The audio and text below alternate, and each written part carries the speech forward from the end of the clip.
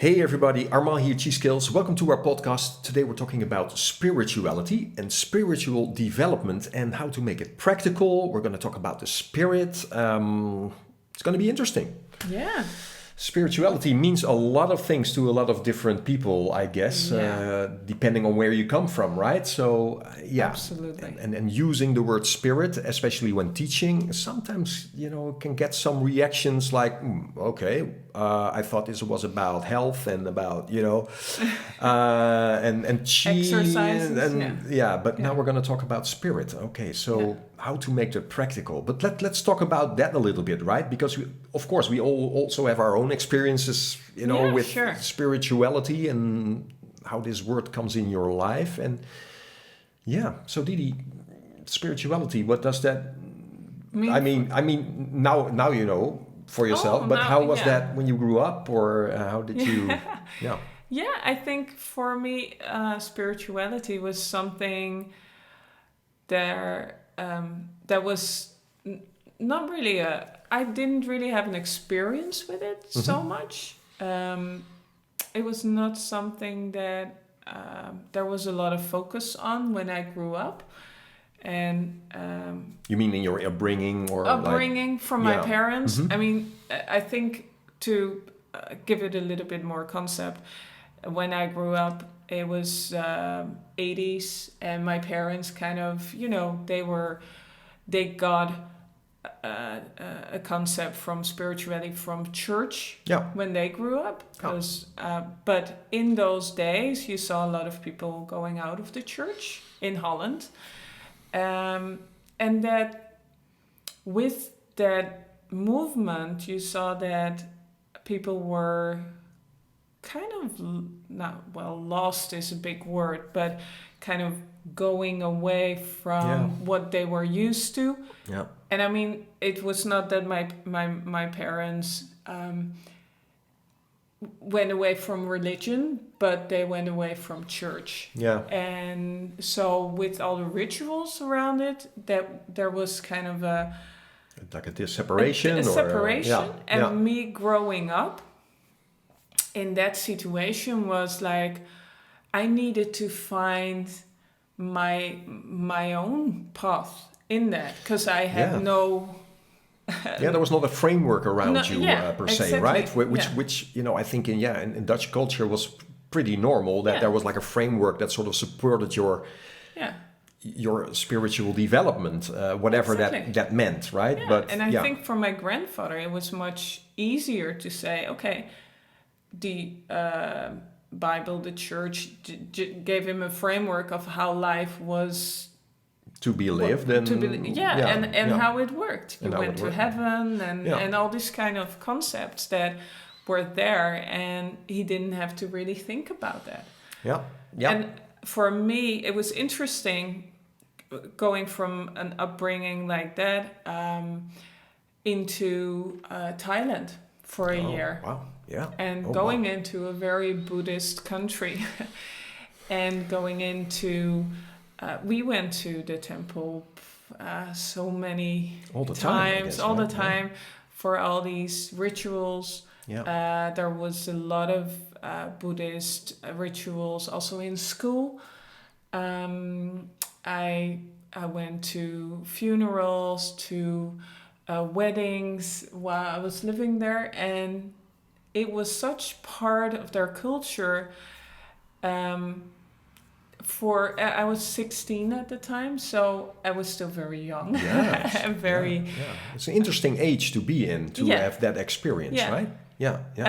It really shook up my concept of, how can you look at life in a different way?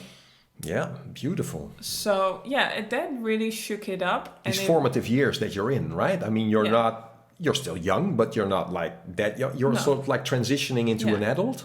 And then you have this experience, and then a year, right? Yeah. Full year. Yeah, and I went back all the time. Oh, yeah. So, and I went with you. Yeah. Where we're going next, right? So, but that was, it was something that woke up in me to look at it from another perspective, but because I had my upbringing as well, it was like an outsider looking in and seeing, what are they doing here? What is custom in my country? And now I kind of have had the opportunity to blend things together. And further up in life, I had the opportunity to do a lot of studying and getting to know other cultures and other ways of looking at it. And it's just a really interesting journey. And also having the practice of it. Sure, but I think the most important thing that happens at that time is that you're sort of freed.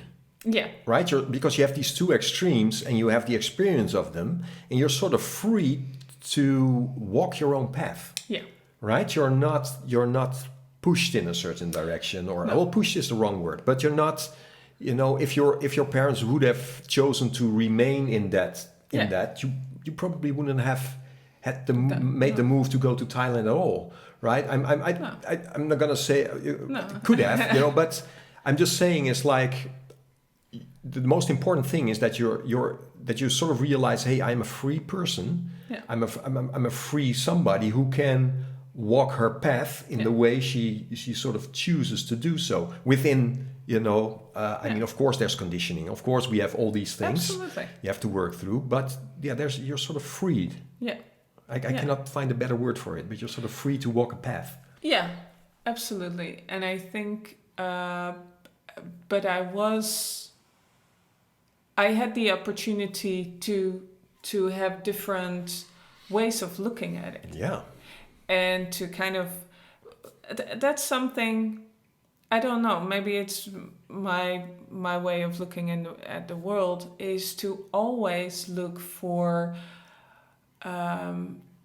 the things that are the same in all these. Yeah, the overlap. The overlap. Say, right? Yeah. In the religious, how people live, and to see if there's a bigger truth in there. Because for me, and now we're going very deep, right on. Why not? We're here, so. But for me, it's about living your purpose, bigger questions. Why am I here on Earth? What's beyond this physical presence that we have here? Who are you? Who am I in this reality? Where and so pretty big questions. And I think people all over the world have always tried to answer all these questions. Yeah. And I had the opportunity to talk to a lot of people from all over, to see how they looked at it, how they've lived it, to practice with them. So amazing. How say that? Amazing experience at that age. In that time, right? There was no internet. There was there was, you're sort of isolated there for a year, and you get this thing that gets the ball rolling. You come back, you have a culture shock, obviously, when you come back. So, it's a very interesting process that happens, and making it more practical is, of course, when you're going to look for methods, right? Yeah. Because you see Buddhism, you have sort of still, one foot is a little bit more still in sort of the Christian view, which you cannot help when you're growing up here in Europe. And that's what you see when you move yourself to another totally other world at the time, especially. There was not a lot of influence, especially where I lived up country, from the Western world. Mm-hmm. And then you see, I'm so conditioned by how things should be or should work, or would So your complete life is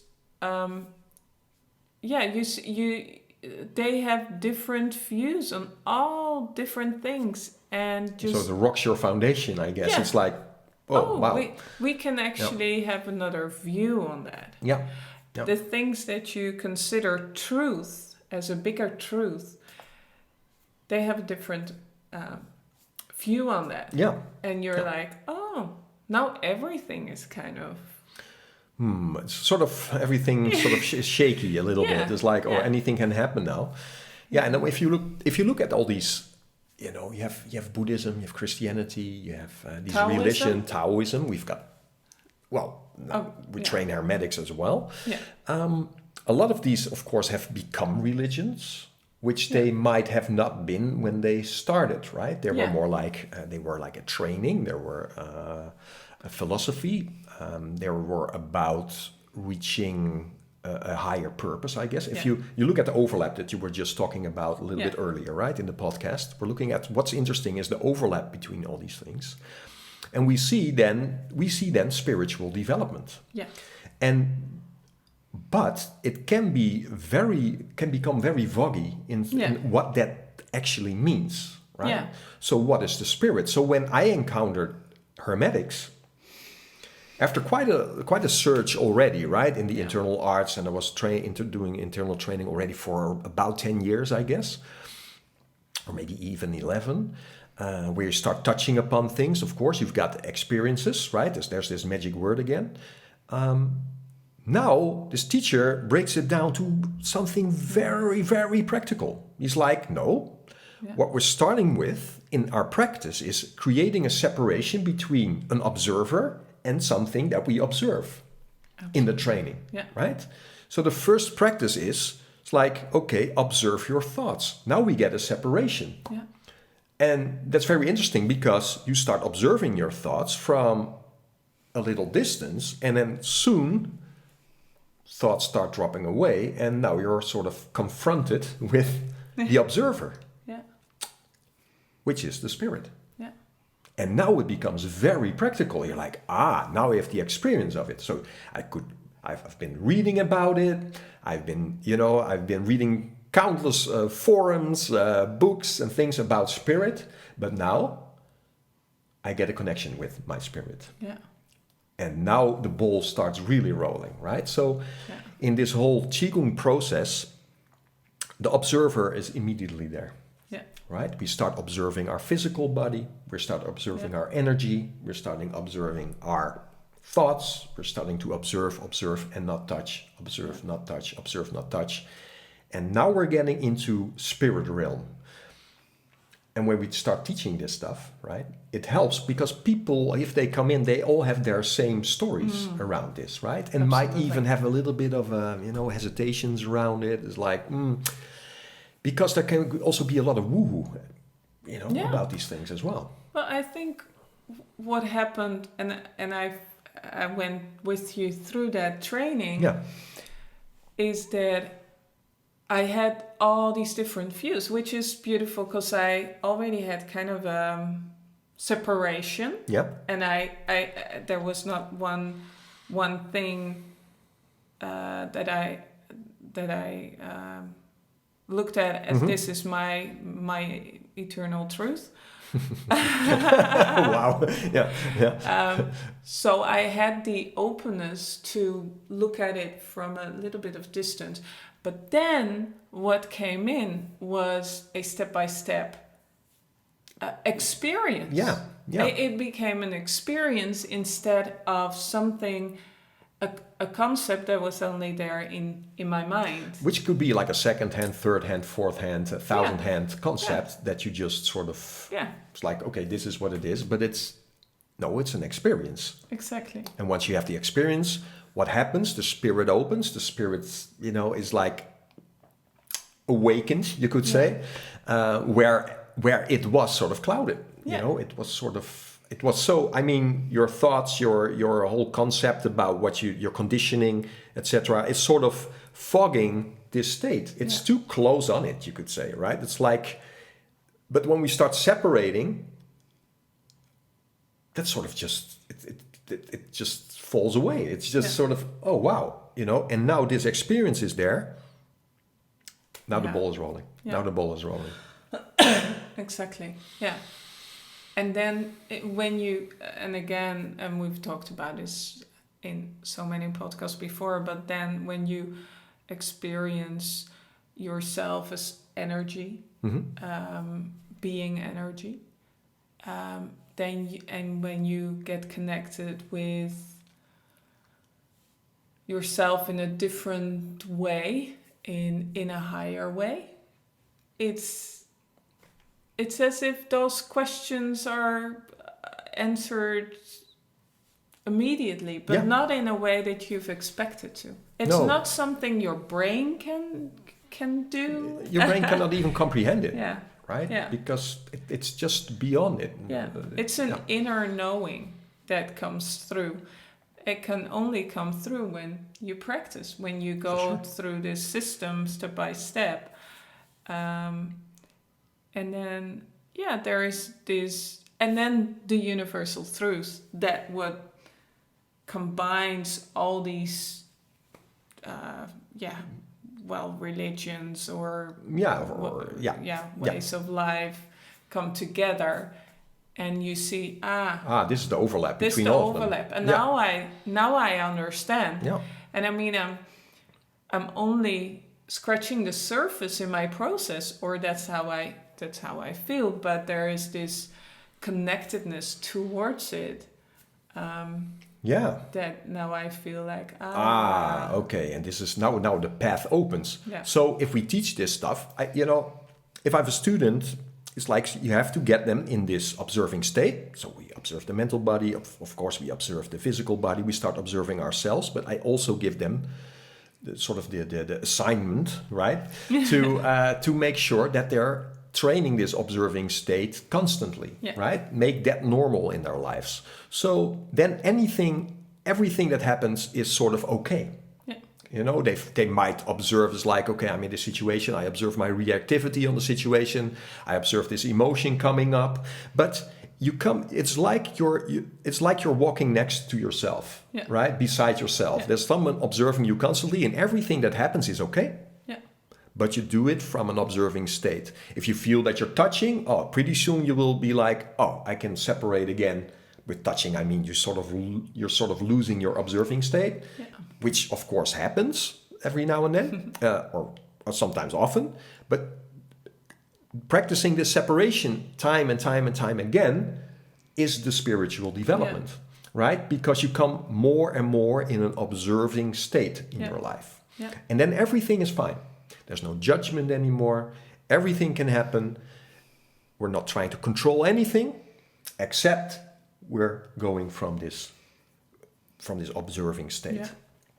And then everything shifts dramatically, quickly, etc. And I was thinking about, when I was saying this, that was so funny. I was meeting with a friend of mine, and I think you were actually there. I think it was Fung, and he said something like, this famous quote by this French philosopher. I think it's like, I think, therefore I am.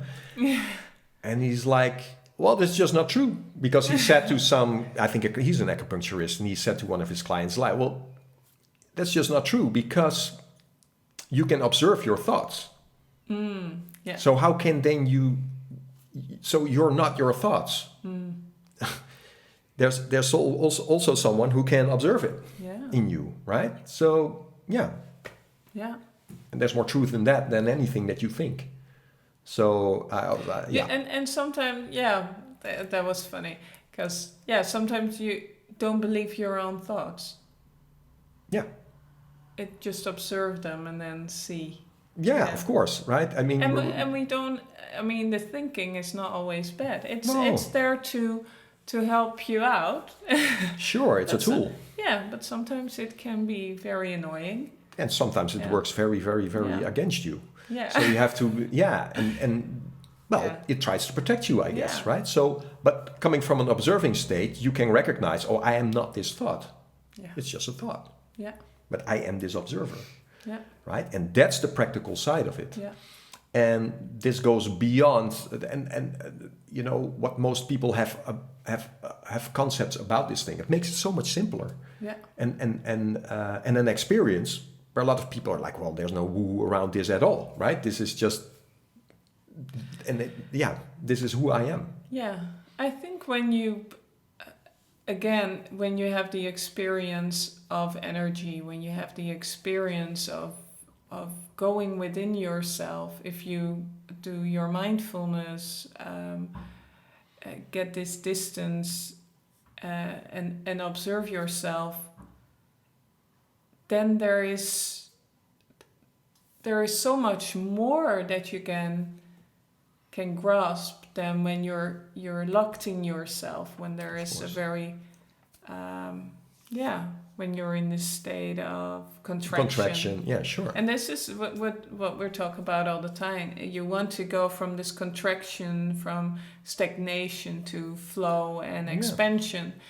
But if you do, then this will come automatically with it. Yeah, well, exactly. If you're not able to observe the thoughts will just take over, and there will be emotions, contraction, and that's just sort of the thing that it's almost like a cycle that just keeps happening, and you wake up in the morning and it's already rolling, this ball. You have your first thoughts or emotions like, oh, I have to do this, like that. Yeah. But if the separation comes, now that can slowly be recognized, which is a huge relief immediately. Yeah. It doesn't have to go immediately, but just, the separation only will create this space that you're talking about. It's like, okay, now it can go somewhere. Yeah. If the separation is not there, there's no space for it. It's just there, and it's just taking over. So it's also as simple as that. Yeah. It's not something that can only be reached by certain people. No. It's just there for all of us, and it makes you much more powerful. It's much more powerful for yourself. You're so much. We're all superhumans in a way. We're spirits. Yeah, we're spirits, and by experiencing that, you're like, there is so much more in life than what we've been believed to have. Oh, that's your. I mean, there's so much power in you. Yeah. Right. Which, if you give space for it. Yeah. Then it can actually, that is your life. That's the thing. That's the juice. That's the. And that wants to come through. And if you start feeling that, you're like, Absolutely. That's beautiful. That's just what it's all about. Absolutely. So that was a great one. Yeah, I loved it. So start observing. Observe. Go to an observing state. Observe situations. Observe yourself. Observe your thoughts. Observe your emotions. Have no judgment around it at all. Start observing, and then start observing the observer as well. Yeah. That's beautiful. Observing the observer. I will leave you with that little puzzle. Yeah. Great. Okay. So thanks for listening, and thank you also for this great conversation. Absolutely. And speak soon. Bye. Bye-bye.